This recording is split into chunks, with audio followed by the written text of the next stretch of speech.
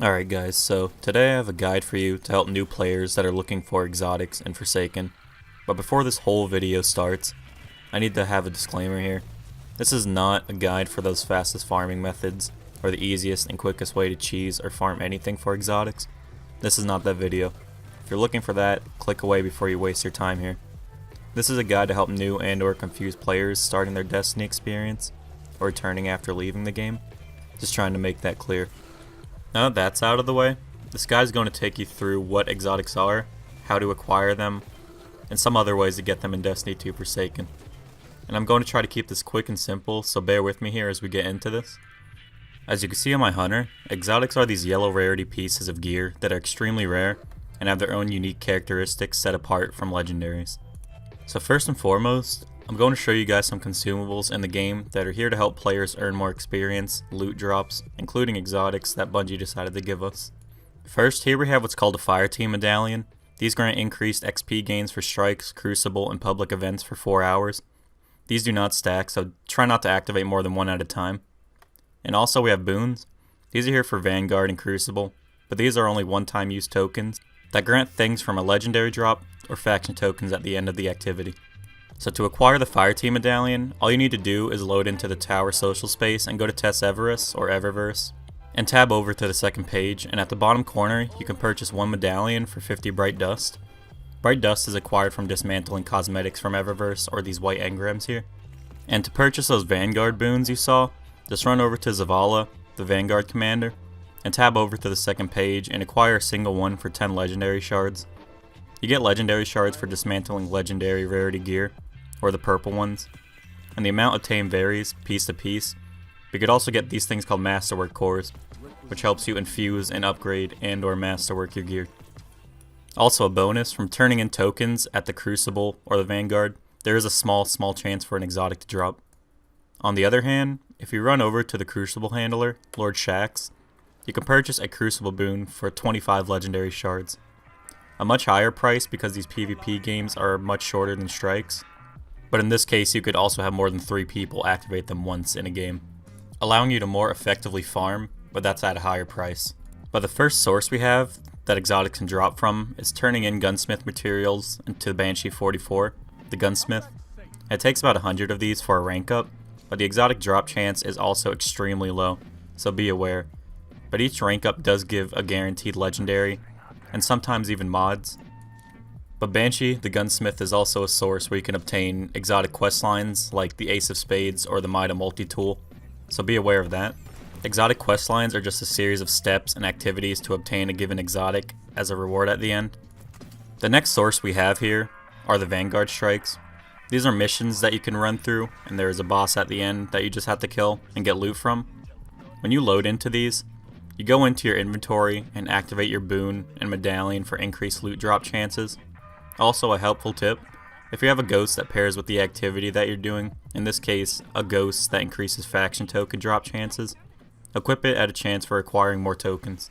Now with these boons, you can only have one activated per character per strike, meaning you can only have 3 total, but also having 3 total increases the chances that you'll get an exotic or even more legendary loot drops. And if you have your strike ghost equipped, you can make up to 10 tokens at the very end too. But to get into our next source, we have public events. And the same thing goes for this. If you have a ghost that grants increased loot for finishing public events, equip it. This also boosts a chance at a rare drop upon opening a chest. All throughout the first year of Destiny 2, these used to be the best source of obtaining exotics, legendary loot, and XP, but not really anymore since the nerf, which is a good thing, since this is what 100% of the population on Destiny was doing all of year 1, including faction rallies. And I'm pretty sure depending on what location you do these in, dictates the power level of the drop. Meaning that, so if you want higher power level loot, I recommend doing these in the Tangled Shore or the Dreaming City. And if possible, try to do these on heroic difficulty. This could possibly give higher power level loot and or more loot. Next, we have random world bosses. These spawn in on all locations at random times. These yellow bar bosses drop a chest upon killing them, and these chests have an extremely low chance of dropping exotics. But they do have a high chance of dropping legendaries, with random rolls that you could potentially farm for, so just keep looking out for these guys. You'll know these guys are around because a notification will pop up in the bottom left hand corner of your screen letting you know. And then we have the Blind Well. This is Dreaming City's instance loaded wave based public event where you can insert a level based charge into the well, complete waves, and kill bosses. I've seen multiple people get exotics here at a relatively decent rate, not high but more often than usual. If you're also looking for your second Seed of Light, a tier 2 charge is the way to get that. So I'm personally not sure if the power level of the activity scales to the amount and the level of the rewards you get. If you know about that, let me know down in the comments so you can correct me. But this is a decent way to get exotics to drop. These next two sources will almost go hand in hand, but once you can, visit Spider at this location in a Tangled Shore. He will offer these wanted bounties. These are weekly assassination bounties that you have to go to various destinations to kill targets. They not only grant legendaries, but a small chance at the exotics, Lord of Wolves, and the Queenbreaker. He has a ton of them, so if time permits you, you can try to do them all. And also while you're here, he has a material exchange shop. You can exchange things like legendary shards, masterwork cores, glimmer, for planet materials, and vice versa. So if you're in need of quick resources to upgrade your armor, you can come here, and most of the things are at a relatively decent price, so you can just purchase them. For the final vendor, we have Pet Revenge. Once you complete the main story in the Tangled Shore, you unlock a Dreaming City that houses this vendor. She offers powerful weekly bounties like these ones at the top that grant powerful gear and a very, very high chance at an exotic drop. I'm talking like very high, so if you have 3 characters, I'd do them on all 3. And I think that the Lord of Wolves and Queenbreaker can drop from these two, so let me know if I'm wrong. From what I heard, they probably can. And lastly, this final one is a more broader one, but do your milestones.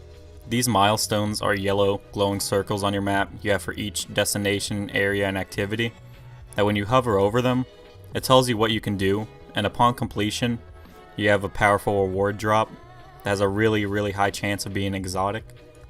And also, again, if you have 3 characters, I'd try to do these on all 3 characters for the best chance of having an exotic drop, since it essentially triples your chance at it. But the actual last tip we have, this is more of a public service announcement, is to have fun. Forsaken turned Destiny into this ambitious and changing world that players have been pleading for, and to get the best experience, don't worry too much about loot. Just get out there, make friends, and enjoy the game. The more you play, the more chances you have at an exotic drop anyway. So just savor the content we have now, and let there be something to chase after as time goes by. Because trust me, once you get into the swing of things, this game's probably going to be one of the funnest that you've ever played. Anyway, that's going to be it for me. If you enjoyed this or found this helpful, consider dropping a like or maybe even a sub to the channel. And check out my other videos. I have a playlist on character builds and in-game guides and all that good stuff. But anyway, thanks for watching, and I hope to see you in the next one.